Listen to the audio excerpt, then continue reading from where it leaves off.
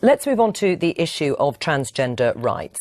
Is it your position, Melanie, that we've gone too far in accommodating people who feel their gender identity and their biological sex don't match? Well, I think that anyone who is in a situation of gender confusion should, merit sympathy and understanding. But I also think that we've got ourselves into a situation where there is a body of pressure behind the cause associated with transgender issues, which seeks to basically write biological sex out of the script altogether, to basically say that if I were to say I am a woman, that is somehow causing offence to somebody who is in a state of gender confusion. Now, I think that is not only absurd, and is not only sort of draconian and even totalitarian, but it is denying me my right to say what I am, which is a woman. Do you think that is what's happening? I don't think that is what's happening. I think what's happening, it's all about equality. It's all about recognising that some people self-identify as a different gender and they should be given the opportunity to do that.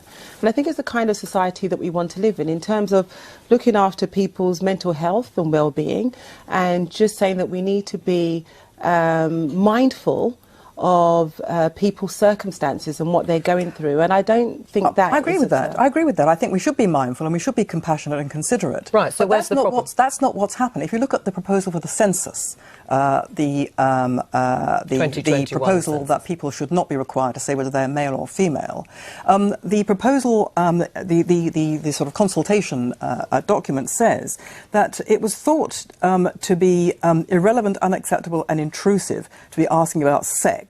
But the crucial point is this: the option of adding a third choice of other, male, female, other, was considered problematic because it was thought to homogenise trans people and differentiate them from the rest of society. Now, so here you have a situation where, in my view, that's what should happen. If the census people, if people are concerned that transgender people don't find a place in a census questionnaire which simply says, are you male or female, fine, have other. But no, you can't have other, because to have other would somehow cause offence. In which case, I cannot say on the census, I can say on the census that I am a woman, but the census overall will no longer be reliable as the principal source of statistical information about men and women in the country. And isn't that can't be right. Is that a problem for planning, for services going forward, if you cannot have reliable figures about who is the male and who is female, and those that identify as neither? Absolutely, but I mean, I'm not quite sure if this is a concrete proposal. And I think it's about terminology. So as I understand it, having read it, I read it that it wasn't about, they were going to change the language of sex to gender. And so it's not that you'd be denied saying whether you're male or female, or either it would be just changing the language from sex to gender, which I agree with. I think it's important that we understand what the makeup of the country, both in terms of male, female, transgender. It's important that we understand. And I also think it's important to kind of note that ensuring that somebody has their equal rights doesn't take away from anybody else's equal rights. So equality is equality, and that's where we should come from as a base of understanding. I mean, clearly, Melanie, as the trans community gets more awareness in the wider community, there are going to be more people, and there are more people now seeking treatment at a relatively young age. Isn't that long overdue? Well, it may well be that there was treatment that such people require that they weren't getting, in which case I'm very glad if they're now getting it. What worries me, however, is that as far as specifically as far as children, for example, are concerned, what is often a passing phase of thinking that you're of the opposite sex, and which passes quite normally, is being medicalised.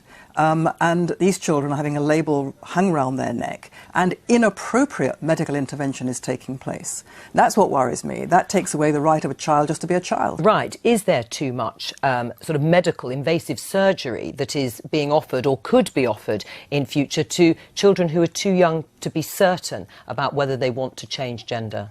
I don't think we're anywhere sort of near that point at the moment. I think the Gender Recognition and the Equality Act 2010 needs to be updated. I think that it's too simplistic to say that it's just a passing phase. And as I said, I think we have to be mindful in regards to how people feel and the journey that they're going through in terms of their sexuality, and how we talk about it, how we address those situations has to be done with care and compassion every time we have a conversation about it. Right. Do you think people who are uncomfortable with or sceptical about this issue, who may say it is a passing phase or there's just too much noise around transgender or gender issues in general, do you think some of that is transphobic in your mind? I think that every time we get to a point where we're talking about somebody else's equality rights, there's an uproar. When it's about women, there's an uproar. When it's about black people, people of colour, there's an uproar. Now it's about transgender people, there's an uproar. And I really think we just need to take it, as I say, with care and compassion as we talk about these issues, as we talk about the act that's coming before Parliament, and we make sure that everyone feels comfortable talking about where they are in themselves. Right, Melanie? Well, the only people who won't feel comfortable are people who are likely to be called transphobic if they say they are men or women. And if they say that certain people are men or women, if somebody gives birth, it's not a pregnant person, it's a pregnant woman. That person who says it's a pregnant woman is likely to be called transphobic, and as we saw with the case of Germaine Greer, is likely to be howled off the stage. This is a weapon for a very authoritarian, very intolerant set of attitudes masquerading as compassion. All right.